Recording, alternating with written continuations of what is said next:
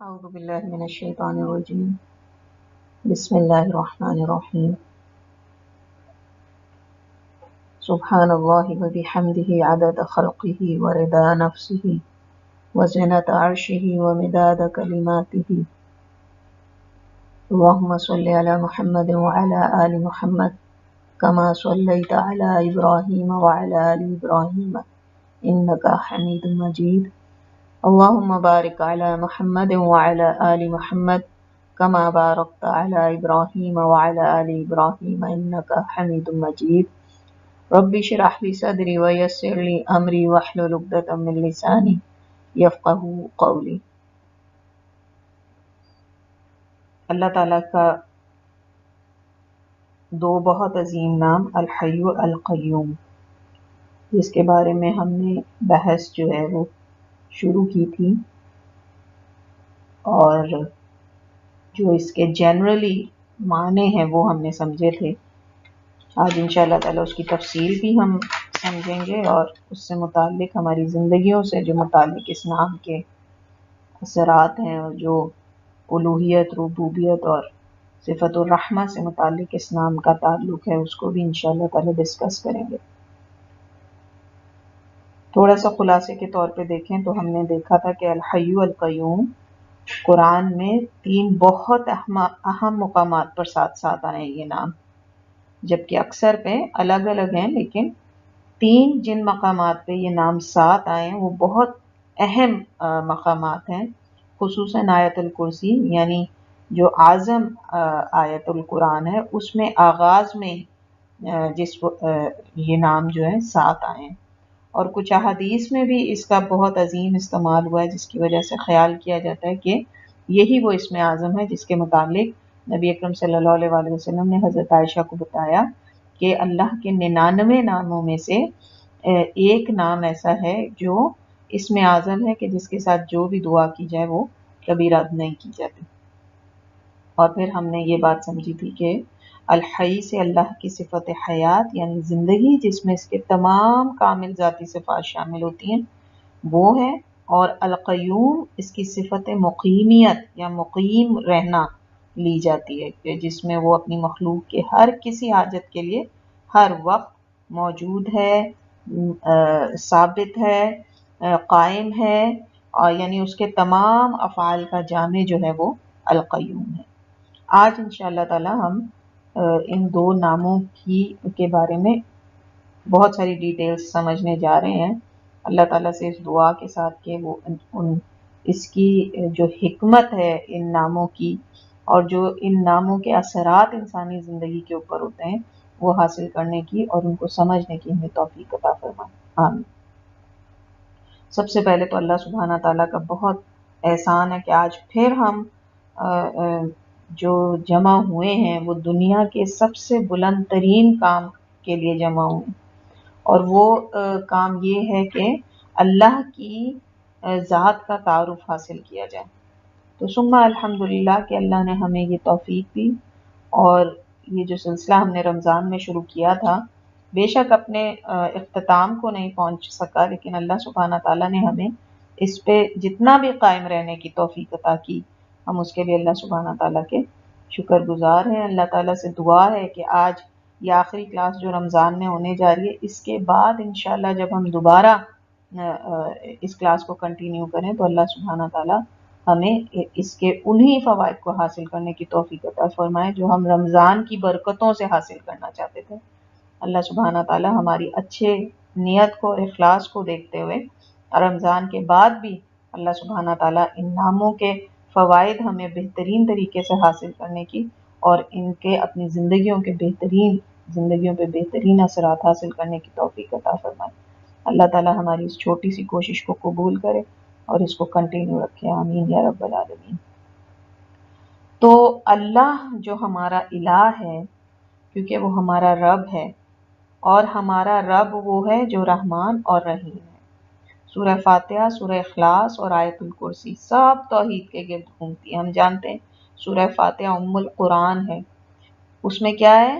کیوں وہ ام القرآن ہے؟ کیونکہ اس کے اندر اللہ سبحانہ تعالیٰ کا تعارف ہے، اللہ کی ذات کا تعارف ہے، اور اللہ سبحانہ تعالیٰ کے بارے میں ہر بات ہمیں پتہ چلتی ہے. اسی طرح سورہ اخلاص وہ 1/3 قرآن ہے، اور جو حکمت بتاتے ہیں علماء کرام اور اسکالرز اس کی وہ یہ کہ چونکہ قرآن کے سب سے بڑا جو موضوع ہے وہ ہے توحید، تو اس لیے 1/3 قرآن جو ہے وہ سورہ اخلاص کو کہا گیا. اور وہ بھی کس بات کے متعلق ہے؟ اللہ سبحانہ تعالیٰ کی ذات کے متعلق، پورے کی پوری اللہ سبحانہ تعالیٰ کا تعارف اس کے اندر. اور پھر تیسری جو قرآن کی سب سے بڑی اور سب سے عظیم ترین آیت ہے وہ ہے آیت الکرسی، وہ بھی توحید کے گرد گھومتی ہے. تو ہمیں پتہ یہ چلتا ہے کہ اللہ سبحانہ تعالیٰ کی ذات سے متعلق، یعنی توحید سے متعلق جو بھی باتیں ہیں ان کو قرآن میں خاص حیثیت حاصل ہے. اور اس کی وجہ یہ ہے کہ اللہ سبحانہ تعالیٰ کے نیکسٹ کوئی نہیں. اللہ سبحانہ تعالیٰ کی جو محبت انسان کے لیے ہونی چاہیے اس کے برابر اور کسی کی محبت نہیں ہو سکتی. یہاں تک کہ نبی اکرم صلی اللہ علیہ وآلہ وسلم کو بھی اللہ سبحانہ تعالیٰ نے ان تینوں جگہوں میں آپ دیکھیں کہیں پہ شریک نہیں کیا. اللہ کے نبی صلی اللہ علیہ وآلہ وسلم سے بڑھ کے اللہ کو خود کوئی محبوب نہیں، لیکن ان کی محبت بھی جو ہے وہ کسی انسان کے دل میں اللہ کے برابر نہیں ہو سکتی. کچھ لوگ ہیں وہ کہتے ہیں کہ جو لوگ ایسی باتیں کرتے ہیں ان کو اللہ کے نبی سے پیار نہیں ہے، جبکہ اللہ سبحانہ تعالیٰ خود جو ہے وہ دیکھ لیں کہ جو اپنے اس نبی کو آخری نبی بتاتا ہے، جس نے شریعت کو مکمل کر دیا اس نبی کے اوپر، جس نے اس نبی کو تمام نبیوں کا سردار کہا، جس کے بارے میں خود نبی اکرم صلی اللہ علیہ وآلہ وسلم کہتے ہیں کہ میں بنی آدم کا سردار ہوں، کہ ہر انسان کے سردار ہیں آپ صلی اللہ علیہ وآلہ وسلم. ان کو بھی اللہ سبحانہ تعالیٰ نے اپنی توحید کے کسی حصے کے اندر شامل نہیں کیا. تو یہ ناممکن ہے کہ اللہ اور رسول اکرم صلی اللہ علیہ وآلہ وسلم کے مقام کو برابر کر دیا جائے. اس بات کے کرنے کا تعلق یہ ہے کہ آگے جا کے جب ہم اللہ کی صفت حیات اور صفت قیومیت کو پڑھیں گے تو اس میں لوگ شریک کرتے ہیں نبی اکرم صلی اللہ علیہ وآلہ وسلم، اس کی بھی انشاءاللہ تعالی آج کلیئرٹی ہمارے پاس ہو جائے گی. تو الحی جیسا کہ ہم نے سمجھا تھا کہ جس کی حیات ازل سے تھی اور ابد تک رہے گی، اور یہ کسی کو نہیں ہے سوائے رب العالمین کے. کلو من علیہا فان، سب کو موت ہے، سب کو فانی ہونا ہے سوائے اللہ سبحانہ تعالیٰ کے. وہی جس کو چاہے، جس کے لیے اس کی مشیت ہو اس کو زندگی عطا کریں. جنتیوں اور جہنمیوں کو ابدی زندگی دے دیں، لیکن ان کی بھی ابتدا تھی زندگی. تو اللہ زندگی دے تو زندگی ہے، اپنے طور پہ کوئی زندہ نہیں رہ سکتا. پھر اسی طریقے سے اللہ سبحانہ تعالیٰ کی جو صفت حیات ہے وہ حیات کامل ہے ہر لحاظ سے. اس میں کوئی ایسا نقص نہیں کہ جو بہتر ہو سکے. وہ ہمیشہ سے کامل تھی اور ہمیشہ کامل رہے گی. وقت کا بھی اللہ سبحانہ تعالیٰ کی حیات کے ساتھ کوئی جو ہے وہ تعلق نہیں ہے. جس طرح اگر کسی کے بارے میں کہا جائے کہ اب یہ 50 سال کے ہو گئی ہیں تو اس کا مطلب ہے کہ 50 سال پہلے ان کی زندگی نہیں تھی، اور وقت کے ساتھ اس زندگی کو کاؤنٹ کیا جا رہا ہے. اب اس کی عمر اتنی ہو گئی، اب اس کی عمر ہو گئی، اور اب اتنی عمر کے بعد یہ مر جائے گی. تو اللہ سبحانہ تعالیٰ کے لیے وقت کی بھی کوئی قید نہیں ہے، ان کی ایج کو بھی نہیں بیان کیا جا سکتا. وہ ہمیشہ سے تھے اور ہمیشہ رہیں گے. اتنی کامل اللہ سبحانہ تعالیٰ کی زندگی، اور اللہ سبحانہ تعالیٰ کی اس کامل زندگی کے اندر کسی قسم کی کوئی کمزوری بھی نہیں ہے. انسان جو ہے وہ عمر کے جب چھوٹی عمر میں ہوتا ہے تب بھی کمزور ہوتا ہے، تب بھی وہ قائم نہیں رہ سکتا خود سے. اس کو کسی کے سہارے کی ضرورت ہوتی ہے، ماں باپ کی. تھوڑا اور بڑی عمر میں آتا ہے تو اسے کوئی اور کمزوری لاحق ہو جاتی ہے، اور تھوڑی بڑی عمر میں آتا ہے تو اس کی آنکھیں اور اس کے کان اور اس کی بصارت سماعت یہ چیزیں اس کا ساتھ چھوڑنے لگتی ہیں، اس کو اور کمزوریاں لاحق. اسی طریقے سے بڑھاپا آ جاتا ہے اور پھر وہ اس دنیا سے ان کمزوریوں کے ساتھ چلا جاتا ہے. اس کی زندگی بھی کبھی کامل نہیں رہتی کہ جب تک انسان زندہ رہتا ہے. یہ اللہ کے مخلوق کی زندگی کا معاملہ ہے. تو اللہ کی مخلوق کی زندگی اللہ کی زندگی کے سامنے جو ہے وہ کچھ بھی نہیں ہے. اللہ سبحانہ تعالیٰ کی زندگی مکمل ہے، کامل ہے، ہمیشہ سے تھی اور ہمیشہ رہے گی. بالکل اسی طریقے سے اللہ سبحانہ تعالیٰ ہر وقت کچھ نہ کچھ کر رہا ہے. اللہ کی زندگی اس لحاظ سے بھی کامل ہے کہ اللہ سبحانہ تعالیٰ ہر وقت کچھ نہ کچھ کر رہے ہیں، ہماری طرح نہیں ہے کہ کبھی فارغ ہیں اور کبھی مصروف ہیں۔ اور پھر ہمیں پتہ یہ چلتا ہے کہ اللہ سبحانہ تعالیٰ ایسا قیوم ہے جو قائم ہے خود سے اپنے لیے اور خود ہی کے لیے کافی ہے وہ۔ اور پھر دوسری بات القیوم سے جو پتہ چلتی ہے وہ یہ کہ وہ نہ صرف خود قائم ہے بلکہ اس کی ہی وجہ سے ہر شے کا نظام قائم ہے۔ زمین اور آسمان کو اگر وہ چھوڑ دے تو کون ہے جو اس کے علاوہ اس نظام کو سنبھالے؟ تو اللہ سبحانہ تعالیٰ کی یہ جو صفات ہیں، اس کے ساتھ ہم دیکھیں کہ جو اللہ کی صفت حیات ہے، اس کا جو روٹ ورڈ ہے وہ ہے یا الحی۔ اس میں ہے تو آپ کو پتہ ہی الف لام لگا کے ہم اس کو پراپر ناؤن بناتے ہیں اس نام کو، تو کا مطلب د سمجھ لیں آپ، د پراپر بنانے کے لیے، لیکن اصل کیا نام ہے؟ حی، یا یہ قرآن میں 184 ٹائمز جو ہے وہ مختلف 12 مختلف طریقوں سے پیش ہوا ہے اسلام قرآن کے اندر، اور اس کے 4 معنی نکلتے ہیں۔ یہ جو 184 ٹائمز یا جو ورڈ ہے اس کے جو ہے 4 مختلف معنی نکلتے ہیں۔ نمبر 1 ایک تو وہی کہ زندہ ہونا، زندگی، حیات کا ہونا۔ دوسرا ظاہر ہونا اور خاص ہونا، صرف یہ نہیں کہ حیات ہے بلکہ وہ حیات بہت واضح ہے اور بہت خاص ہے، خاص طور پہ اسی کے لیے، اور کسی کے لیے ایسی حیات نہیں ہے۔ پھر تیسرا جو معنی ہے وہ یہ کہ کسی کو زندگی دینا جبکہ وہ کبھی زندہ تھا ہی نہیں، اور ہم جانتے ہیں اللہ کی ہر مخلوق نتھنگ سے پیدا ہوئی ہے، کچھ نہ ہونے سے پیدا ہوئی ہے۔ اللہ کی ہر مخلوق کو اللہ نے کچھ نہ ہونے سے پیدا کیا، جبکہ اللہ سبحانہ تعالی ہمیشہ سے تھے اور ہمیشہ رہیں گے۔ ان کی حیات کا کوئی تعلق نہیں ہے کہ کس سے وہ پیدا ہوئے اور کب پیدا ہوئے، بلکہ وہ تھے ہی صرف اللہ سبحانہ تعالی، جیسا کہ نبی اکرم صلی اللہ علیہ وسلم فرماتے ہیں اللہ سے پہلے بھی اللہ ہی تھے اور اللہ کے بعد بھی اللہ ہی، یعنی اللہ سے پہلے نہ کوئی تھا اور اللہ کے بعد نہ کوئی ہے، ہمیشہ سے اللہ ہیں اور ہمیشہ اللہ ہی رہیں گے۔ اور جو چوتھا معنی پیدا ہوتا ہے، پتہ چلتا ہے، وہ یہ کہ اس مخلوق کو سنبھالنا، ایک تو مخلوق کو پیدا کرنا، ایسی زندگی دینا جو کبھی تھی نہیں، اور پھر اس کے بعد اس مخلوق کو سنبھالنا اور اس کو مینج کرنا۔ اسی طریقے سے اللہ سبحانہ تعالیٰ کا جو نام ہے قیوم، وہ لفظ قا یا میم قیم سے جو ہے وہ یہ نام جو ہے ماخوذ ہے، القیوم قا یا میم۔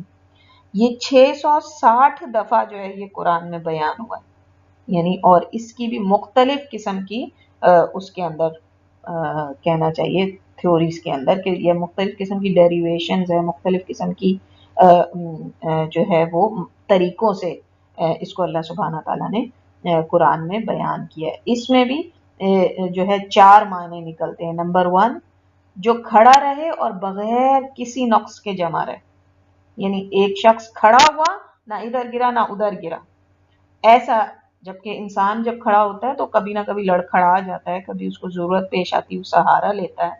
اچھے بھلے انسانوں کو بھی ایک دم اٹھ کے کھڑے ہونا اور بالکل سیدھا کھڑا ہو جانا ناممکن ہے۔ اچھا بڑا کوئی جوان بھی ہو، وہ ایک دم کھڑا اور سیدھا، اور پھر سیدھا کھڑے ہو کے لڑکھڑائے نہیں ہلکا سا یا ہلے نہیں ہلکا سا، ناممکن ہے۔ جبکہ اللہ سبحانہ تعالیٰ ایسا قیوم ہے کہ جو کھڑا ہے اور جس کے کھڑے ہونے میں کوئی نقص نہیں، بالکل فرم ہے، جمع ہوا ہے۔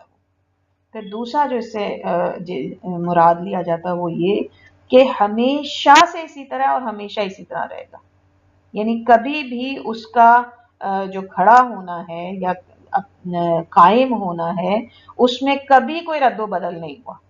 ایسا نہیں کہ کبھی تو وہ بہت ایکٹیولی جو ہے وہ قائم تھا اور کبھی اس کے اندر کسی قسم کی کوئی اونچ نیچ آ گئی، نہیں، ہمیشہ سے۔ بہت ہی عظیم 2 نام ہے، بہت ہی عظیم۔ ذہن میں انسان لائے تو صحیح اس سچویشن کو کہ کوئی ہمیشہ سے زندہ ہے اور کوئی ہمیشہ سے قائم ہے، اور وہ ہے ہمارا رب۔ پھر تیسری بات جو پتہ چلتا ہے کہ اس کی قیومیت میں کبھی اتار چڑھاؤ نہیں ہوتا، ہمیشہ ایک سا ہوتا. یعنی ایک تو ہے نا کہ وہ قائم ہے اور ایک ہی طریقے سے قائم ہے. دوسرا یہ کہ وہ جس وجوہ یعنی اس نے اپنے آپ کو بھی قائم رکھا ہوا ہے اور اپنی مخلوقات کے لیے بھی قائم ہے. تو اس میں بھی کوئی رد و بدل نہیں آتا کہ کبھی وہ صرف اپنے آپ کو سنبھالے اور کبھی جو ہے وہ صرف اپنی جو مخلوق ہے اس کے کاموں میں جت جائے. نہیں، نہ صرف یہ کہ وہ اپنی قیومیت کو اسی طرح برقرار رکھے ہوا ہے جیسے وہ شروع سے تھا اور آخر تک رہے گا، اسی طرح وہ اپنی مخلوق کے لیے بھی اسی طرح سے قائم ہے جیسا وہ شروع سے تھا اور وہ آخر تک رہے گا. پھر جو چوتھی بات ہے وہ یہی کہ جو خود تو قائم ہو ہی دوسروں کے لیے بھی قائم رہنے کا منبع ہو، یعنی اسی کی وجہ سے دوسرے قائم رہ سکتے ہوں، ورنہ کوئی چیز جو ہے وہ خود سے قائم نہیں رہ سکتی. تو اللہ سبحانہ تعالیٰ کے جو قاف یا میم جو یہ روٹ ورڈ ہے، اس سے جو اللہ کی جو 4 ایٹریبیوٹس قرآن کے اندر مختلف ڈیریویشنز کے ساتھ آئی ہیں وہ اس طریقے سے ہیں. پھر جو اللہ سبحانہ تعالیٰ کے لیے جو مشرکین مکہ تھے وہ اللہ سبحانہ تعالیٰ کے بارے میں آ کے یہ بات شک کیا کرتے تھے اور آ کے نبی اکرم صلی اللہ علیہ وسلم سے پوچھا کرتے تھے کہ ہمیں بتائیں روح کیا ہے، روح کا کیا معاملہ ہے، کیسے زندگی آتی ہے، کیسے. تو قرآن میں اللہ سبحانہ تعالیٰ نے جواب دیا کہ یہ لوگ آپ سے روح کے متعلق پوچھتے ہیں، آپ کہہ دیں کہ یہ اللہ کے رازوں میں سے، اور آپ صلی اللہ علیہ وسلم کو بھی اتنا علم نہیں کہ وہ اس کا جواب دے سکے. یعنی ایک ایسا راز ہے کہ جو صرف اللہ سبحانہ تعالیٰ کے ساتھ ہے. اس کے معاملات تو اللہ نے اپنے سب سے محبوب انسان کو بھی نہیں دی، جبکہ اس کا تو کام ہی یہ تھا کہ وہ لوگوں کے ان سوالات کا جواب دے کہ جس کی وجہ سے ان کے ایمان اور اس کے اندر جو ہے وہ اضافہ ہو. تو اللہ سبحانہ تعالیٰ نے کہا اس نے اس راز کو ایسا راز رکھا ہے تاکہ انسان کو معلوم ہو کہ ایک الحی القیوم موجود ہے، تاکہ انسان کو یہ بات معلوم ہو کہ ان کا رب کتنا ڈسٹنکٹیو ہے.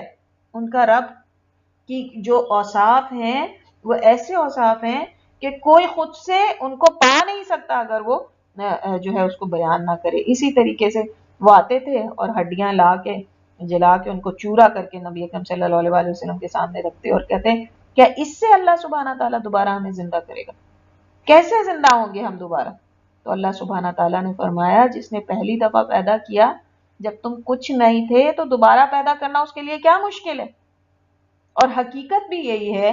اگر ہم ایک چھوٹی سی مثال اپنی زندگیوں میں سے لیں، اگر فار ایگزامپل آج کل ہم بڑی نئی نئی ریسیپیاں بنا رہے ہوں گے تو ایک ریسیپی جس کو ہم پہلی دفعہ استعمال کرتے ہیں یا پہلی دفعہ جس ریسیپی سے ہم کوئی چیز بناتے ہیں وہ اتنی اچھی نہیں بنتی، لیکن جب ہم اس کو دوسری دفعہ بناتے ہیں تو وہ پہلے سے ہمیشہ بہتر بنتی ہے. تو پہلی دفعہ مشکل ہوتا ہے. تو جب اللہ سبحانہ تعالیٰ نے انسان کو پہلی دفعہ پیدا کیا جب وہ کچھ نہیں تھا تو پھر اللہ سبحانہ تعالیٰ کے لیے یہ کیسے مشکل ہو سکتا ہے کہ ایک پیدا کی ہوئی چیز کو دوبارہ پیدا کرے. تو اللہ سبحانہ تعالیٰ نے کہا کہ جب تم کچھ نہیں تھے میں نے تب تمہیں پیدا کیا تو اب میرے لیے دوبارہ تمہیں پیدا کرنا کیا مشکل ہے. ویسے تو سائنس پہ مسلمان کا جو ہے وہ پورا توکل صرف سائنس پہ نہیں ہونا چاہیے، لیکن اگر سائنس جو ہے وہ قرآن کو جو ہے وہ اور مضبوط اس کے دلائل کو کرتی ہو تو چلے ہم اس کا حوالہ لے لیں. آج سائنس کہتی ہے کہ انسان کے پورے جسم کو کیڑے مکوڑے کھا جاتے ہیں، ریڑھ کی ہڈیوں تک کو، ہر ہڈی کو بھی جو ہے وہ زمین جو ہے وہ اپنے اندر سما لیتی ہے، مٹی ہو جاتا ہے انسان. لیکن اس کی ریڑھ کی ہڈی کے نیچے ایک چھوٹا سا ایٹم کے برابر ایک ایسا جو ہے وہ کہنا چاہیے مہرا ہے یا ایسی موتی ہے، ایک ایٹم کہہ لیتے ہیں ہم کہ وہ ایسی چیز ہے جو کسی حال میں ڈسٹروائے نہیں ہوتی، اور وہ نہ بھی ہو تو اللہ سبحانہ تعالیٰ انسان کو دوبارہ پیدا کر سکتے ہیں. تو اس کے اندر کہا جاتا ہے کہ اس کی زندگی پوری انفارمیشن، اور میں ایک بہت ناقص علم ہوں، ایک طالب علم ہوں، لیکن جب میں اس پہ تھوڑا سا سوچ رہی تھی تو میں نے کہا اللہ سبحانہ تعالیٰ نے دجال کو اس آزمائش میں مبتلا کرنا ہے کہ وہ لوگوں کو زندگی دے گا. اللہ سبحانہ تعالیٰ نے یہ معاملہ شاید اس کے لیے رکھا ہوگا. اگر اللہ چاہتے تو یہ بھی نہ ہوتا کہ کسی انسان کی یعنی جو یہ باقیات میں یہ ایک چھوٹا سا ایٹم جیسی چیز رہ جاتی ہے جس میں اس کی پوری زندگی کا جو ہے وہ احوال موجود ہوتا ہے، اس کے ڈی این ایز جو ہیں وہ اس کے اندر پائے جاتے ہیں، اس کی باڈی کی کمپوزیشن پوری جو ہے اس کے اندر وہ پوری میموری سیوڈ ہوتی ہے، اس کی زندگی میں کیا حالات گزرے سارا کچھ. تو اللہ سبحانہ تعالیٰ نے انسان کے لیے بھی جو سب سے بڑی آزمائش رکھی اس دنیا کے اندر، دجال کا آنا جو لوگوں کو زندگی دے گا، اور اس وقت جو ایمان ٹیسٹ کیے جائیں گے، تو ہو سکتا ہے اللہ سبحانہ تعالیٰ نے اس کے لیے یہ رکھا ہو. ورنہ اللہ سبحانہ تعالیٰ کو کوئی ڈیٹا بیس رکھنے کی ضرورت نہیں ہے کہ اگر کچھ ہوگا تو اسی سے دوبارہ اللہ سبحانہ تعالیٰ اس کو کھڑا کر دیں گے انسان کو، ورنہ نہیں کر سکتے تھے. اعوذ باللہ، ایسا ہو ہی نہیں سکتا. اللہ سبحانہ تعالیٰ جب نتھنگ سے اس کو پیدا کر سکتے تھے تو ظاہر سی بات ہے ایک دفعہ پیدا کرنے کے بعد دوبارہ جس مٹی میں وہ مل گیا اسی سے اس کو دوبارہ اٹھانا اللہ سبحانہ تعالیٰ کے لیے بے شک کوئی مشکل نہیں. تو ہماری جو زندگی ہے، ایک یعنی انسان کی جو زندگی ہے یا کسی بھی مخلوق کی جو زندگی، اس کے اندر ایک نقص پایا جاتا ہے، اور وہ نقص جو ہے وہ یہ ہے کہ نیند اور موت. یعنی نیند، موت، یا نیند سے پہلے آپ کہہ لیں اونگنا، تھکاوٹ کی وجہ سے تھک جانا. تو یہ جو ہے یعنی انسان کو کسی حال میں نہ تو موت سے فرار ہے. اللہ تعالیٰ قرآن میں بار بار یہ ارشاد فرماتے ہیں کہ موت سے بھاگ کے تم کہیں بھی چلے جاؤ، موت تمہیں پا لے گی آگے. اور اسی طرح نبی اکرم صلی اللہ علیہ وسلم فرماتے ہیں کہ انسان کے ارد گرد ہر وقت 99 موتیں ہوتی ہیں. یعنی ایسے چانسز ہوتے ہیں، 99 چانسز ہوتے ہیں کہ کسی بھی لمحے انسان کی موت اسے آ لے، لیکن وہ ان سے اللہ کی حکم سے بچتا رہتا ہے. ساری زندگی اگر بچ بھی جاتا ہے تو اس کو بڑھاپا پا لیتا ہے آگے، اور وہ بوڑھا ہو کر بالآخر مر جاتا ہے. تو آخر انسان کچھ بھی کر لے، کچھ بھی انسان کر لے، اس نے بالآخر جو ہے وہ فنا ہونا ہے. اللہ کی حیات کے مقابلے میں اس کی تمام مخلوقات کی حیات فنا ہو جانے والی. تو یہ اللہ سبحانہ تعالیٰ کا جو حیات کاملہ کا جو تصور ہے، اس کو ہم جب اس کی مخلوقات کی حیات کے ساتھ کمپیئر کریں تو ہمیں بہت اچھے طریقے سے سمجھ آتا ہے. اسی طریقے سے ایک غزوہ سے واپسی پر آپ صلی اللہ علیہ وسلم اور صحابہ کرام بہت تھک چکے تھے، رات کافی ہو چکی تھی. تو صحابہ کرام نے آپ سے کہا کہ اب پڑاؤ ڈال دیں. تو آپ صلی اللہ علیہ وسلم نے فرمایا کہ مجھے ڈر ہے کہ اگر ہم اب پڑاؤ ڈال دیں گے اس وقت تو ہماری فجر نہ قضا ہو جائے. تو حضرت بلال رضی اللہ جو اس وقت شاید اتنے نہیں تھکے ہوں گے، انہوں نے کہا کہ میں جو اس چیز کی ذمہ داری لیتا ہوں کہ میں سب کو فجر کے لیے اٹھا دوں گا. تو سب لوگ سو گئے یہ اطمینان کے ساتھ کہ حضرت بلال ہیں اٹھانے کے لیے. اب وہ ساری رات جاگتے رہے، لیکن فجر سے کچھ دیر پہلے وہ بھی سو گئے. یعنی دنیا کا کیسا ہی طاقتور ترین انسان کیوں نہ ہو، اس کے اندر بھی یہ بے بسی ہے کہ جب اللہ سبحانہ تعالیٰ چاہیں تو وہ اپنی اس کے اوپر قائم نہ رہ سکے. تو وہ سو گئے، تھوڑی سی سورج کی روشنی ہوئی تو سب کی آنکھ کھلی. حضرت عمر بہت غصہ ہوئے کہ یہ کیا آپ نے ہم سے وعدہ کیا تھا. نبی اکرم صلی اللہ علیہ وسلم نے کہا کہ اے بلال تو نے ہم سے کیا کہا تھا؟ تو یعنی آپ نے تو مجھ سے کہا تھا کہ آپ تو اٹھا دیں گے ہم سب کو. حضرت بلال نے فرمایا مجھے آج ایسی نیند آئی جو کبھی نہ آئی کہ اللہ سبحانہ تعالیٰ کے علاوہ کوئی نہیں ہے جو اپنی نیند پہ قابو پا سکے. یا استغفر اللہ، اللہ کو تو نیند آتی ہی نہیں ہے. اللہ سبحانہ تعالیٰ کے علاوہ کوئی ایسا نہیں جو ایسی کسی کمزوری سے مبرہ ہو جو زندگی کے اندر انسان کو دی گئی ہے. تو خیر نبی اکرم صلی اللہ علیہ وسلم نے فرمایا اللہ جب چاہے تمہاری روحوں کو قبض کر لے اور جب چاہے واپس کر دے. اور پھر آپ نے بلال رضی اللہ کو اذان کا حکم دیا اور پھر نماز باجماعت جو ہے وہ کرائی گئی فجر کے وقت. تو انسان موت اور نیند سے نہیں بھاگ سکتا. اچھا، اب اسی کی تردید کے لیے، اسی بات سے جو ہے وہ اللہ سبحانہ تعالیٰ کی الحی القیوم کی صفت کو واضح کرنے کے لیے اللہ سبحانہ تعالیٰ نے آیت الکرسی کو رکھا. ابن تیمیہ رحمۃ اللہ علیہ کہتے ہیں، اور ابن تیمیہ کا تعارف آپ سب کو ہے، یہ وہ اسکالر ہیں جو ہر سنی مذہب، ویسے تو دین کے اندر کوئی فرقے نہیں ہونے چاہیے، اور اسی لیے ہم نہیں کہیں گے کہ یہ فرقے ہیں، بلکہ ڈفرینٹ اسکول آف تھاٹس جو سنیوں کے اندر ہیں وہ سب کے سب ابن تیمیہ رحمۃ اللہ علیہ کو بہت گریٹ اسکالر مانتے ہیں، اپنے بہت ہائی پروفائل اسکالر مانتے ہیں، اور ہر کوئی ان کے اوپر جو ہے وہ اعتبار کرتا ہے دین کے معاملے میں اور فقہ کے معاملے میں ان کی۔ تو وہ کہتے ہیں کہ قرآن میں آیت الکرسی وہ واحد آیت ہے جو دراصل توحید کے صحیح معنی بتاتی ہے، اور اس میں ہی اللہ الحی القیوم سے اپنی توحید کا آغاز فرماتے ہیں، یعنی اللہ کون ہے؟ وہ جو الحی القیوم۔ تو ہم یعنی یہاں پر پہلے تو ہم یہ سمجھ لیں کہ ان دونوں ناموں کا الوہیت سے کیا تعلق ہے، پھر ہم جو ابن تیمیہ کا یہ کلیم ہے اس کو انشاءاللہ سمجھتے ہیں آگے۔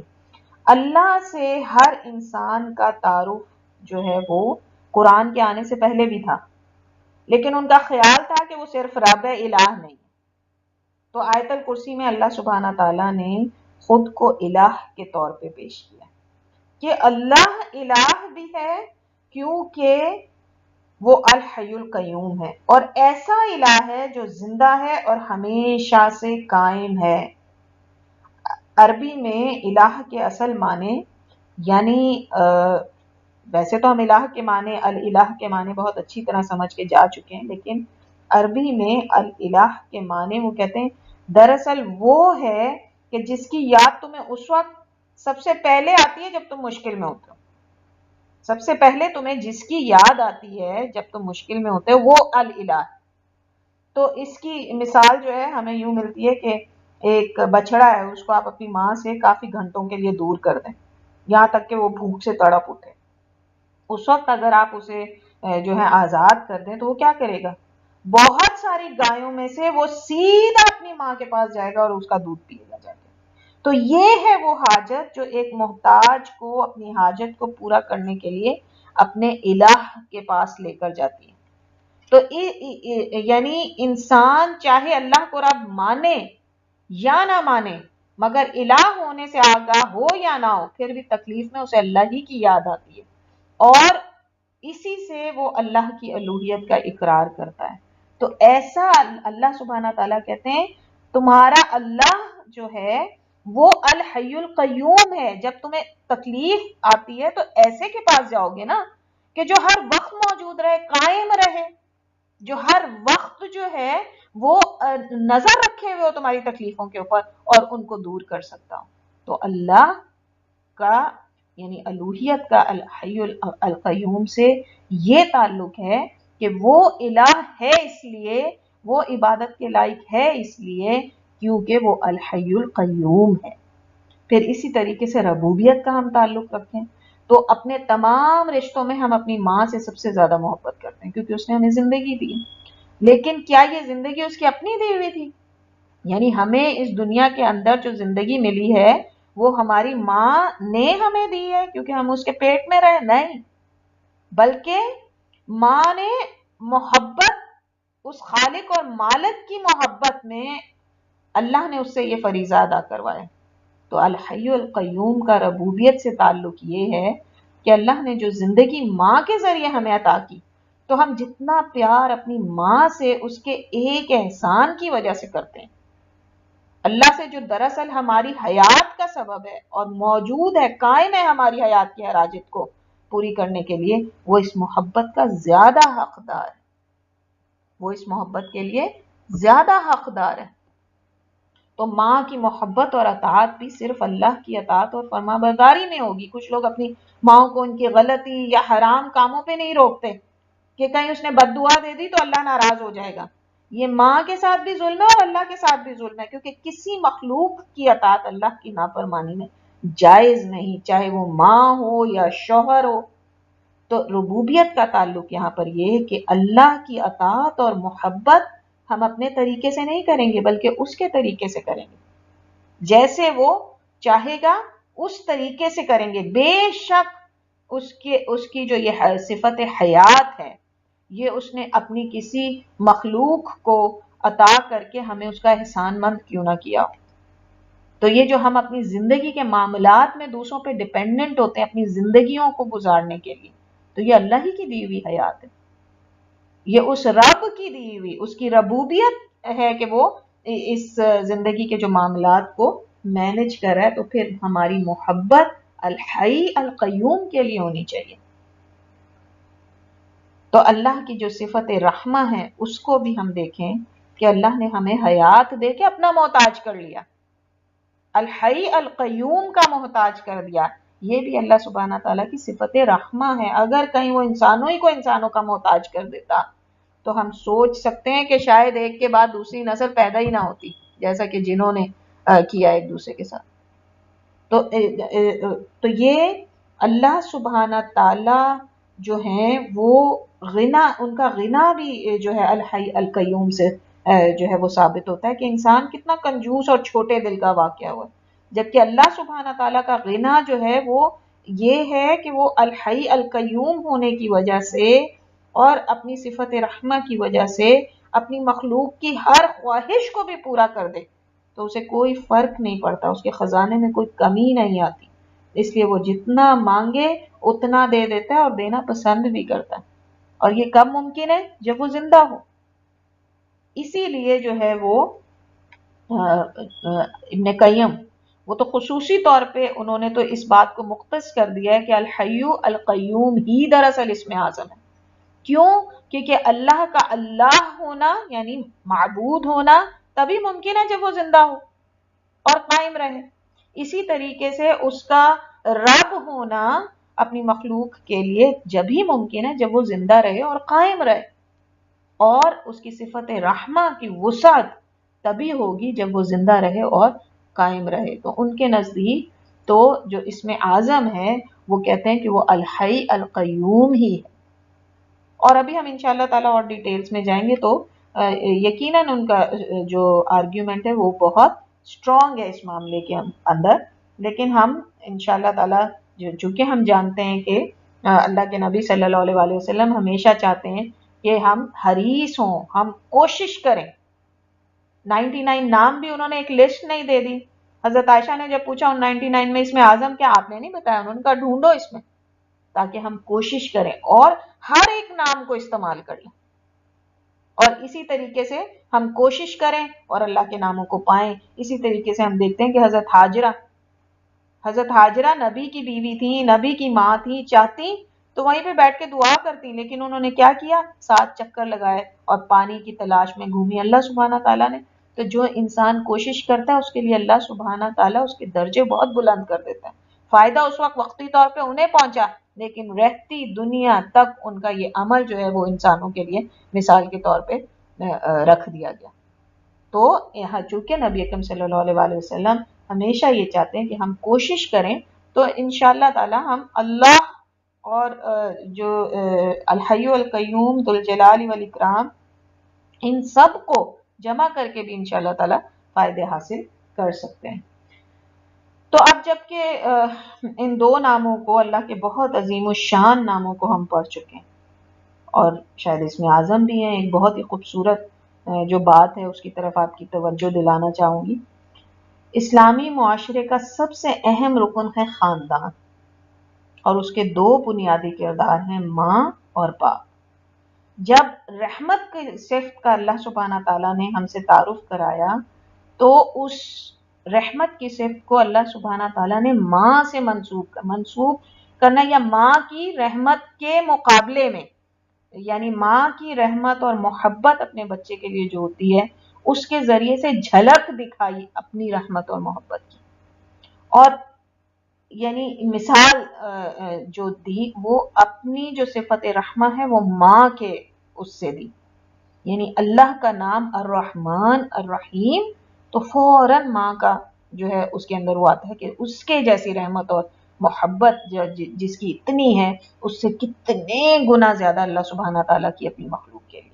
اسی طریقے سے جب باپ کا ذکر آیا تو اپنی صفت القیوم سے اس کو رکھا، قوام الرجال قوامون علی النساء۔ یہاں پر تو اللہ سبحانہ تعالیٰ نے تمام مردوں کو تمام عورتوں کے لیے، یعنی مرد جس بھی رول میں ہوں، باپ، بھائی، بیٹا، شوہر، ہر رول میں اس کو قوام کہا ہے، قائم رہنا ہے اس کو عورتوں کے لیے، اپنے گھر کی عورتوں کے لیے۔ کس طرح؟ ماں ہے، بہن ہے، بیٹی ہے، بیوی ہے، اس کی ہر حاجت کو پورا کرنے کے لیے اللہ سبحانہ تعالیٰ نے اس کو رسپانسبل بنایا ہے۔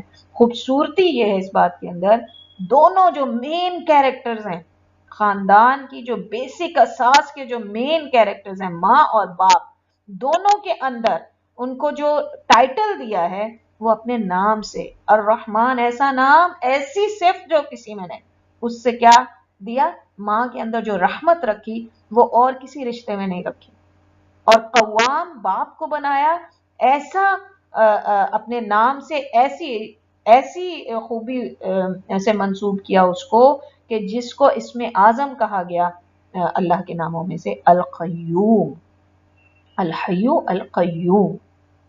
تو ویسے تو جیسا میں نے آپ سے کہا کہ دونوں جو ہے یہ قوام جو ہے وہ سارے رشتوں کے لیے مردوں کے، لیکن باپ کا اس لیے کیونکہ ہمیں ان دونوں کی جو بچوں کی تربیت میں اہمیت نظر آتی ہے وہ دراصل ان دو بہن کی بھی ہے، بیٹی کی بھی ہے، لیکن جو بیسک جو کردار ہوتا ہے وہ ماں باپ کا ہوتا ہے بچے کی زندگی میں، جو کہ آپس میں میاں اور بیوی ہوتے ہیں۔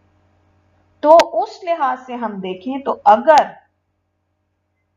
تمام مرد جو ہیں، جو کردار ان کے قوام کے ہیں، اگر وہ اس رول کو پلے کرنا جو ہے وہ چھوڑ دیتے ہیں تو ہم دیکھتے ہیں کہ ان بچوں کے اندر، یا ماں بھی اگر اپنی ذمہ داری سے مبرہ ہو جائے اور اس کے اندر رحمت نہ رہے، اس کے اندر وہ محبت نہ رہے، تو ہم دیکھتے ہیں کہ پورا معاشرہ بگڑ جاتا ہے، پورے کا پورا معاشرہ بگڑ جاتا ہے۔ آج پوری دنیا میں واحد مسئلہ ہر برائی کی جڑ یہ ہے کہ مرد نے قوام ہونے سے دستبرداری حاصل کر لی، عورت کو گھر سے نکال کر کمائی کرنے کے لیے مجبور کر دیا۔ دیکھ لیں پوری نسلیں تباہ ہو گئی، اخلاقیات کا دیوالیہ نکل گیا، 6 سال 10 سال 3 سال کی بچیوں کے ریپ ہو رہے ہیں، واللہ صرف ایک وجہ، ماں جو سراپا رحمت ہوتی ہے اور اولاد کے دل میں نرمی اور محبت پیدا کرتی ہے وہ میسر نہیں رہی۔ اب یعنی مٹیریلسٹک اپروچ ہو گئی اب ماں کی، ایسا رشتہ جو دنیا میں سب سے واحد امید جو ہر ایک کے لیے رہتا ہے ہر غم کے اندر، وہ رشتہ بھی جو ہے اتنا پلیوٹیڈ ہو گیا، اور اسی وجہ سے مرد چاہتا ہے کہ اس کو مادر پدر آزادی ملے، جو اس کا دل چاہے وہ کرتا پھرے۔ تو اللہ نے اس کو ایک درجہ زیادہ دیا عورت پہ، اس لیے کہ وہ باپ ہے، بیٹا ہے، شوہر ہے، بھائی ہے، ہر مقام میں ایک درجہ زیادہ دیا، کیونکہ اسے ہر وقت قائم رہنا ہے، موجود رہنا ہے۔ بہن کو بازار جانا ہے، گھر کی گروسری چاہیے، بچے کو ہسپتال لے کر جانا ہے، کسی قسم کی کوئی اور کام ہے، پیرنٹ ٹیچر میٹنگ ہے، ان ساری چیزوں کے لیے پہلے باپ کو کھڑا ہونا ہے، پہلے شوہر کو کھڑا ہونا ہے۔ لیکن ہم کیا دیکھتے ہیں کہ جی آج ایسا نہیں ہے، اور یہی وجہ ہے کہ آج معاشرے کا پورا نقشہ بگڑ چکا ہے۔ لوگ کہتے ہیں فنیٹکس ہیں جو کہتے ہیں عورت کو گھر بٹھا لو، کیونکہ ان کو فوراً گھر بٹھا لو سے ذہن میں یہ آتا ہے کہ اب وہ بیچاری نہ کھانے کے لیے اپنے فیملی کے ساتھ باہر جا سکتی ہے، نہ ہی جو ہے وہ شاپنگ کے لیے نہیں، گھر بٹھا لو اس چیز سے کہ اس کو بوجھ سمجھنا جو شروع کر دیا معاشرے نے کہ اگر عورت کماتی نہیں ہے تو وہ ہمارے اوپر بوجھ ہے۔ اس چیز کو، اس ذہنیت کو دماغ سے نکالو۔ جب جاؤ باہر، فیملی مل کے جائے باہر کھانے کے لیے، بچی اکیلی اسکول تک نہ جائے، آپ جو ہے وہ اپنے گھر کی عورتوں کے لیے حفاظت کا جو ہے وہ ذریعہ بنے، جب ان کی ضرورت ہو بلا وجہ ان کو گھر سے نہ نکالیں، تو کیا یہ معاشرے کے اندر یہ ساری پرابلمز رہ جائیں گی اس کے بعد؟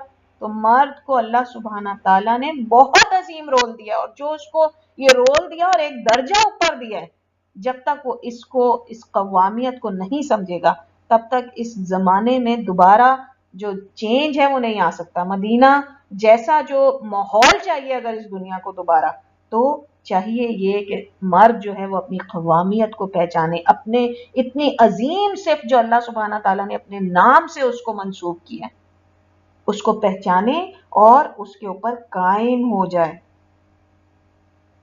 آج ہم بلکہ ایک نئی لڑکی ہے، اس کی نئی شادی بھی، تو کہنے لگی میرے ہسبینڈ بڑے ایزی گوئنگ ہیں، انہیں بالکل کوئی پرابلم نہیں ہے کہ اگر میں ان کے دوستوں سے کے سامنے بھی آ جاؤں یا باتیں بھی کروں اور یہ وہ سارا کچھ. تو میں ایک دم چونک سی گئی. میں نے کہا دیکھو ایک وہ زمانہ تھا کہ عورت فخر محسوس کرتی تھی کہ میرے شوہر بہت پوسیسو ہیں، ان کو اچھا نہیں لگتا میں بلا وجہ کسی سے بات کروں. ایک غیرت، ایک یعنی جب حضرت ام سلمہ جو ہیں ان سے نبی اکرم صلی اللہ علیہ وآلہ وسلم نے نکاح کا پیغام بھیجا تو انہوں نے کہا کہ نبی اکرم صلی اللہ علیہ وآلہ وسلم مجھے اپنے آپ سے ڈر لگتا ہے، میں بہت غیرت والی ہوں، کہیں میں آپ کی بیویوں کے ساتھ کسی قسم کا کوئی جو موجود ہیں بیویاں ان کے ساتھ میرا کوئی حسد کا معاملہ نہ ہو جائے. اس قدر مطلب عورت جو ہے وہ اس بات کو پسند کرتی ہے کہ اس کا شوہر اس کے بارے میں پوسیسو ہو اور اس کے ہی لیے جو ہے وہ موجود رہے.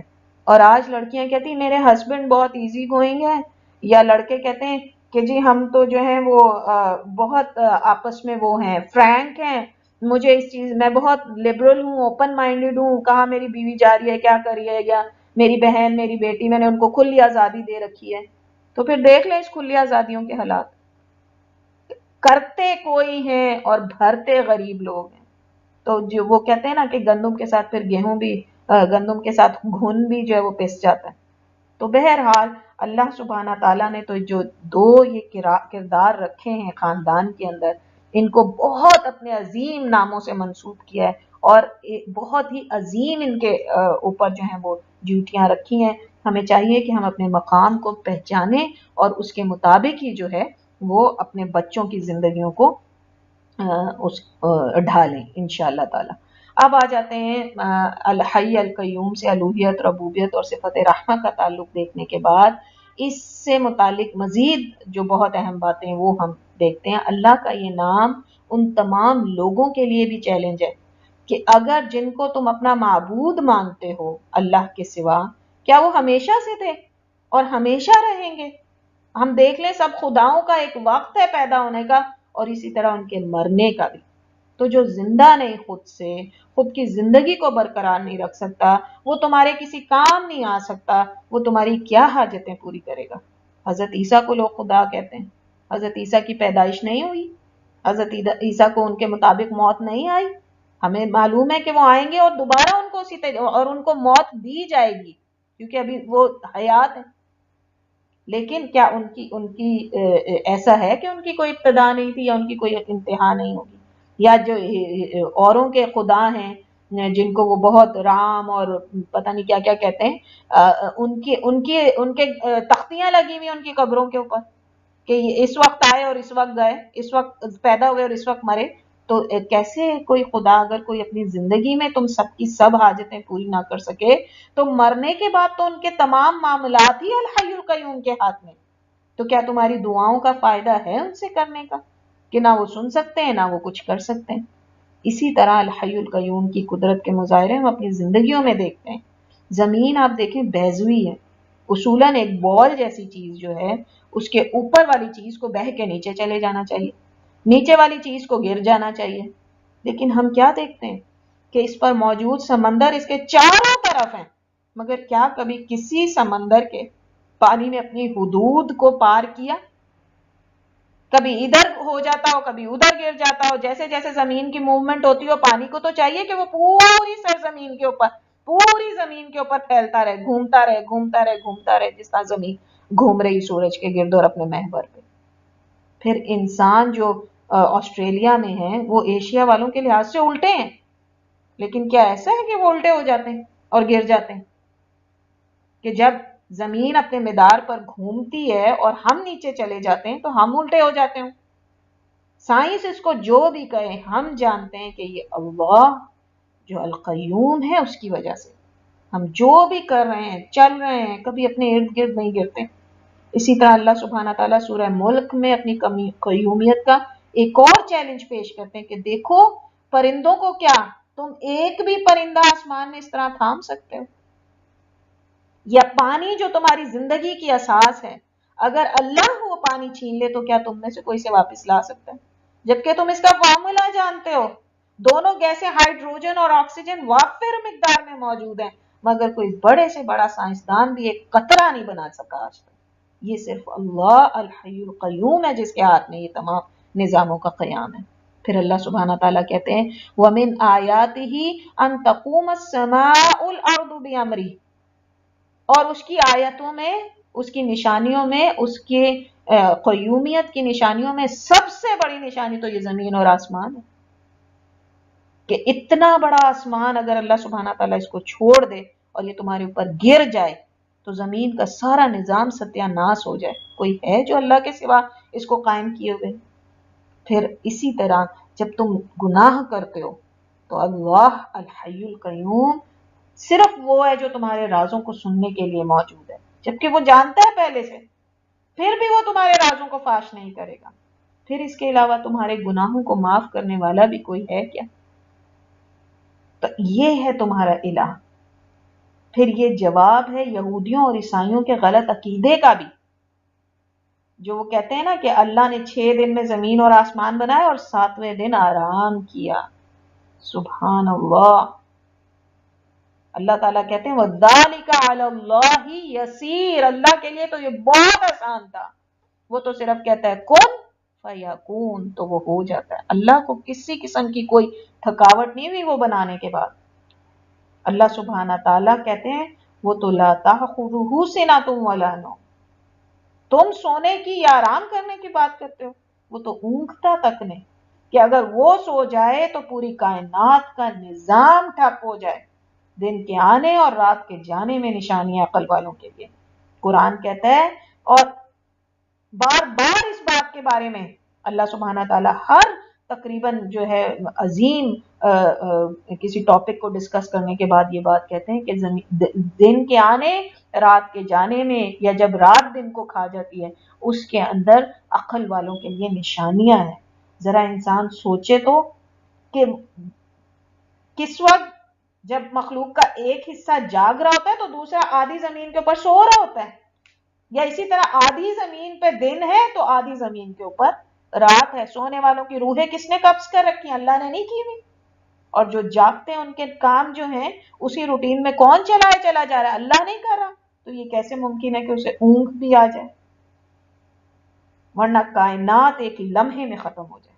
یہ اس بات کی نشانی ہے، یہ جو کائنات کا نظام درست چل رہا ہے یہ اس بات کی نشانی ہے کہ اللہ ہی القیوم ہے، اور القیوم صرف وہ ہو سکتا ہے جس کی حیات بے مثال اور کامل ہو، جس کی بصیرت، سماعت، قدرت، عظمت، حکمت کا کوئی ثانی نہ ہو۔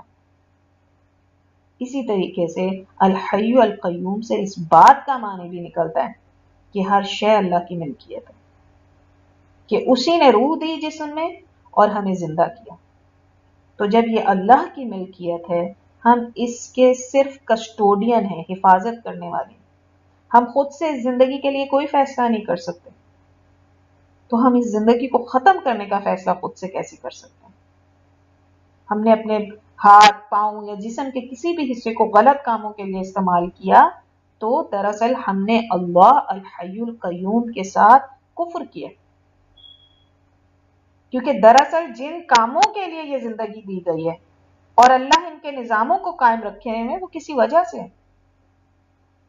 انسانی جان کی حرمت بہت زیادہ، اللہ تعالیٰ کہتے ہیں جس نے ایک معصوم انسان کو قتل کیا اس نے پوری انسانیت کو قتل کر دیا، اور جس نے ایک انسان کی جان بچائی اس نے پوری انسانیت کی جان بچائی۔ اس قدر انسانی جان کی حرمت ہے، اور مومن کی جان کی حرمت تو حرم کعبہ کی حرمت سے بھی 3 گنا زیادہ، اس قدر، یعنی کوئی مومن کسی دوسرے مومن کو نقصان نہ پہنچے، کیونکہ الحی نے اس کے اوپر یہ ذمہ داری رکھ دی۔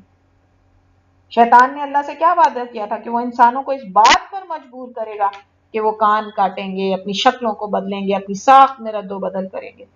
اس کو دیکھیں کس قدر اللہ کی اس صفات کی پہچان تھی، پھر بھی نامراد ہوا۔ تو جب انسان اپنے جسم یا اپنی جان یا اس معاشرے یا کائنات میں کوئی بھی رد و بدل اللہ کے بنائے ہوئے قائم کیے ہوئے نظام کے خلاف کرتا ہے تو پھر سب سے پہلے خود کو نقصان پہنچاتا ہے۔ آپ دیکھیں اوزون لیئر کا بڑا چرچا تھا کہ جی زمین کے جو ارد گرد ایک اوزون لیئر ہے جو اس کو سورج کی شدید روشنی سے اور مختلف قسم کے جراثیم اور مختلف قسم کی ہارمفل جو چیزیں ہیں جو خلا سے اس کی طرف آ سکتی ہیں اس سے بچاتی ہے، اس کے اندر ایک چھید ہونا شروع ہو گیا ہے. لوگوں نے جو انوائرمنٹ کے اس کے خلاف وہ کرنا شروع کر دیا. تو اللہ سبحانہ تعالیٰ نے بھی ایسا جو نظام قائم کیا ہوا تھا کہ یہ سوراخ خود سے خود اپنے آپ کو بھرے گا اگر انسانیت جو ہے فطرت کے خلاف جانا بند کر دے گی. تو آپ یہ دیکھیے کہ کیا ہوا، انسانوں نے جیسے ہی فساد مچایا تو اللہ نے بھی اپنی نشانی دکھا دی، اور جیسے ہی انہوں نے دوبارہ فطرت کی طرف وہ لوٹے تو القیوم کا قائم کردہ نظام ایکٹیویٹ ہو گیا.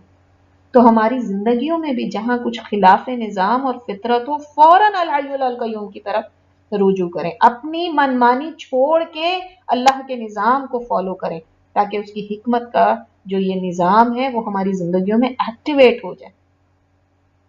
اور پھر جس نے اپنی زندگی کا خاتمہ کیا وہ اسی حال میں قیامت تک اور ہمیشہ اسی حال میں مبتلا رہے گا.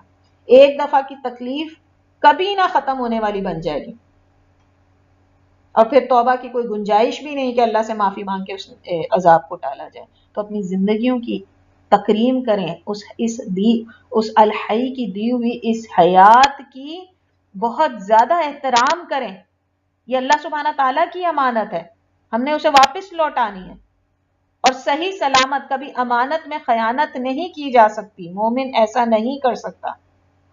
اس نے جو امانت لی ہے اس کو بغیر خیانت کے اللہ سبحانہ تعالیٰ کو واپس لوٹانا. الحی القیوم سے متعلق بڑے خوبصورت واقعات ملتے ہیں. ہمارے اسلاف کی زندگیوں سے اگر ہم دیکھیں تو حضرت محمد بن جابر رحمۃ اللہ ایک بہت بڑے تابعی اسکالر گزرے ہیں. تو وہ ایک دفعہ اپنے دو ساتھیوں کے ساتھ سفر کر رہے تھے، چلتے چلتے جنگل میں پہنچے اور بھٹک گئے.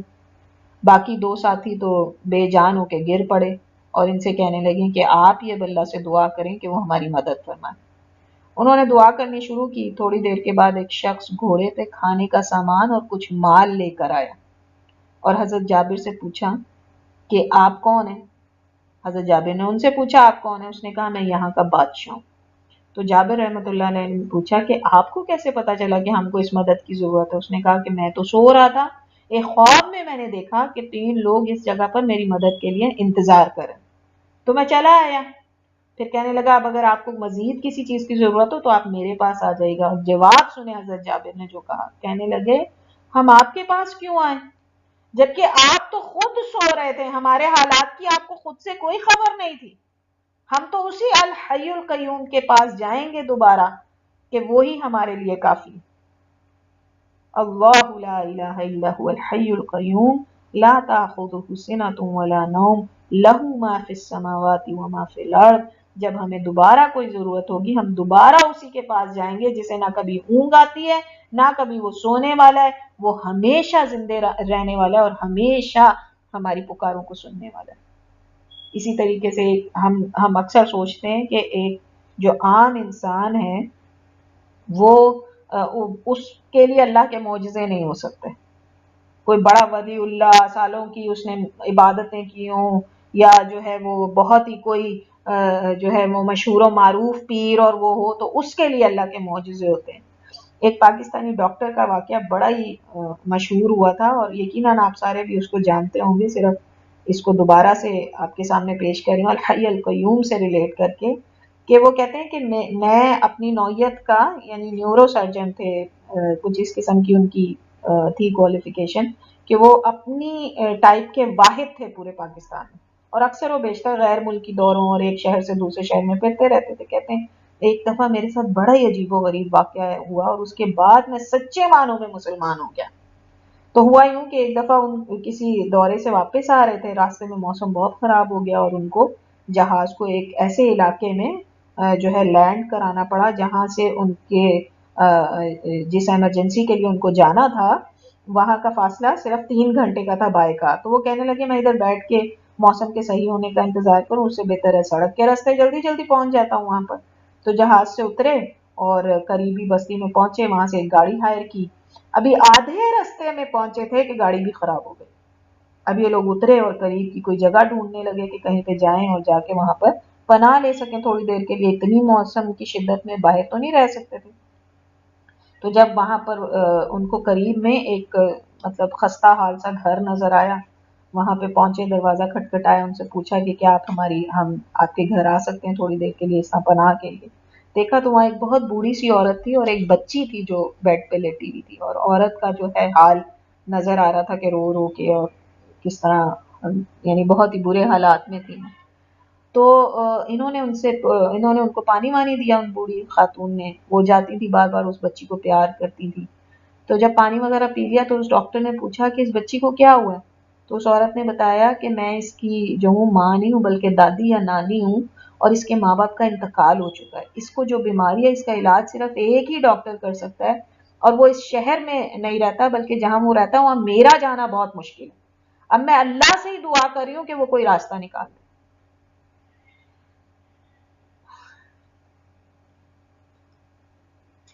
सुबहान अल्लाह, वो डॉक्टर रोना शुरू हो गए।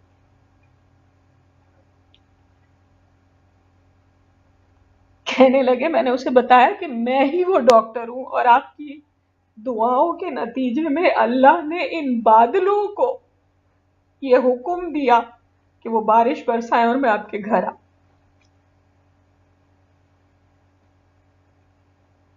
इस वाक़े को सुनने के बाद इंसान सोचे कि वाकई जिस अल्लाह ने हयात दी है वो किस तरह से मौजूद है इस हयात को बरकरार रखने के लिए, कैसे कैसे तरीकों से। अल्लाह अकबर। ऐसी बहुत सी मिसालें हमारी जिंदगियों में हमें मिलती हैं।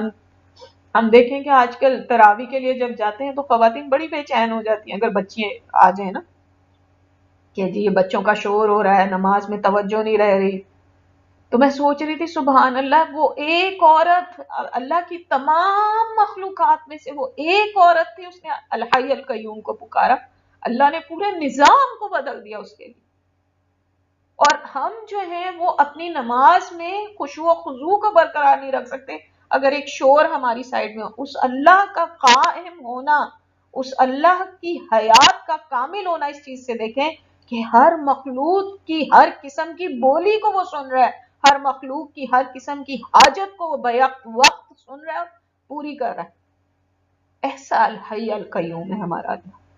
साइंस जितनी भी तरक्की कर ले, क्या उसका इल्म अल हय्य अल कय्यूम के बराबर हो सकता है, जो अपनी मखलूक के अबद से लेके अजल तक के तमाम मामलात से आगाह है। किसी भी मखलूक का एक सेकंड ऐसा नहीं कि उस अल्लाह के वो अल्लाह उससे वाकिफ ना हो। हदीस में पता चलता है कि जब नबी अकरम सल्लल्लाहु अलैहि वसल्लम हजरत मूसा और हजरत खिजर का वाकया बयान कर रहे थे सहाबा कराम को, तो जब उन्होंने कहा कि हजरत मूसा और हजरत खिजर जब कश्ती में आए तो आपने देखा कि एक चिड़िया आई और समंदर से एक चोंच भर के पानी पिया। तो हजरत खिजर ने हजरत मूसा से कहा कि इस परिंदे के पानी पीने से आपको लगता है कि समंदर के पानी में कोई कमी हुई होगी। तो हजरत मूसा ने कहा बिल्कुल भी नहीं।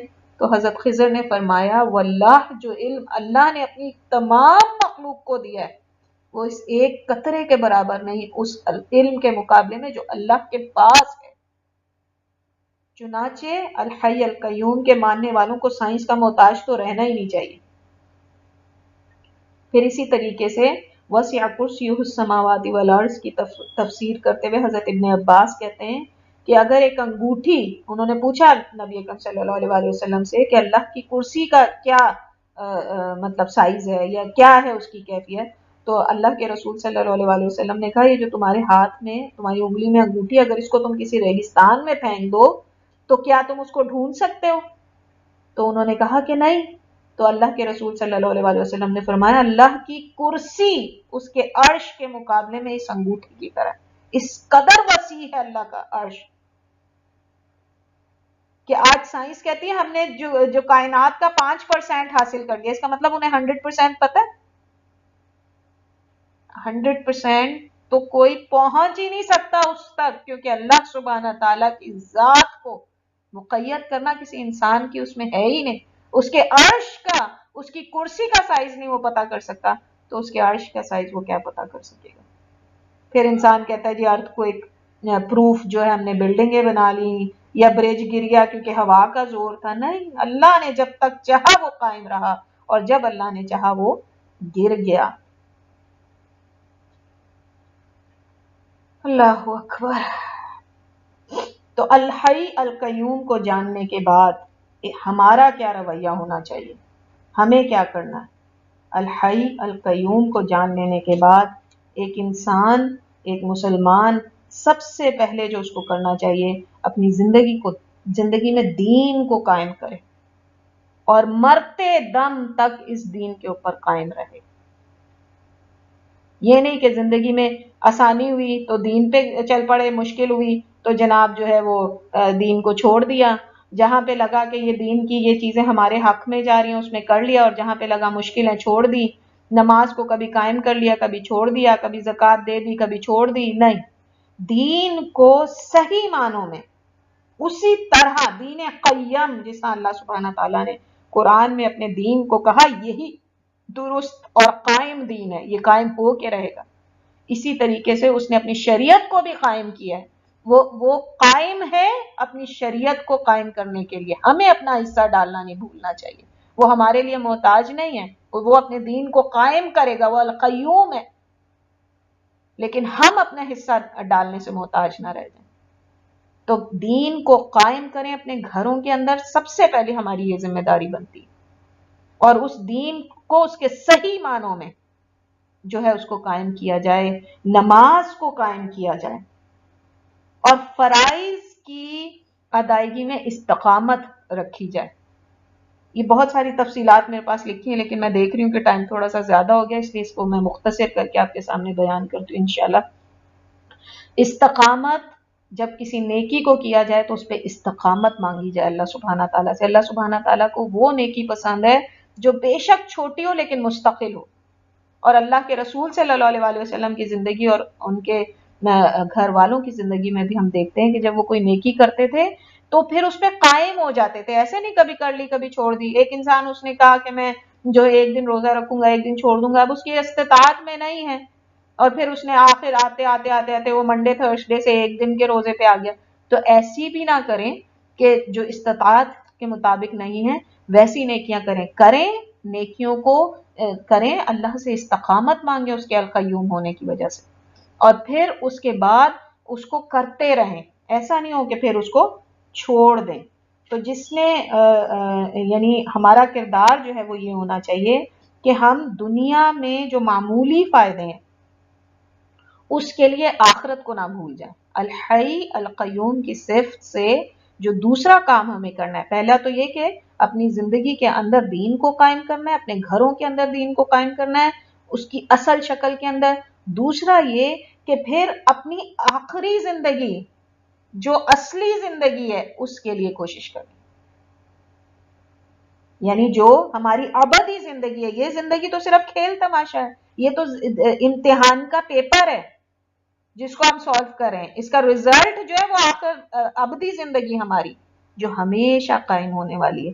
اسی سے ابن قیم رحمت اللہ علیہ نے یہ دلیل لی کہ یہ جو یا حی یا قیوم برحمتک استغیث ہے، جنتیوں کی زندگی کو جب ہم مد نظر رکھتے ہیں تو پتہ چلتا ہے کہ انسان کی ہر بیماری کا علاج بھی اسی کے اندر ہے، ہر غم کا علاج اس کے اندر ہے۔ دنیا کا کوئی ایسا غم اور تکلیف نہیں جس کا علاج اس کے اندر نہیں، کیونکہ اللہ سبحانہ تعالیٰ جنتیوں کو زندگی جو دے گا وہ کامل زندگی ہوگا، نہ ان کے پاس کوئی بیماری، نہ بھوک، نہ افلاس، نہ کوئی غم، نہ کوئی فکر، نہ کچھ، نہ فقر۔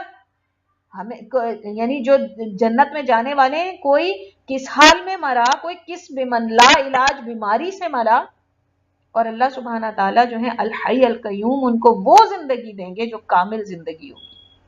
تو وہ کہتے ہیں کہ یہ دلیل ہے اس بات کے لیے کہ الحی القیوم ہی اس میں اعظم ہے، اور اسی سے ہی ہر بیماری، ہر نقصان، ہر قسم کے خوف، ہر قسم کی چیز سے جو ہے وہ نجات ملتی ہے۔ اور جس طرح میں نے آپ کو شروع میں کہا تھا کہ اللہ سبحانہ تعالیٰ نے جو موت ہے وہ ہر ایک کے لیے رکھی ہے، اس سے ان مسلمانوں کے عقیدے کی بھی جو ہے وہ تصحیح ہوتی ہے جو کہتے ہیں کہ نبی اکرم صلی اللہ علیہ وسلم زندہ ہیں۔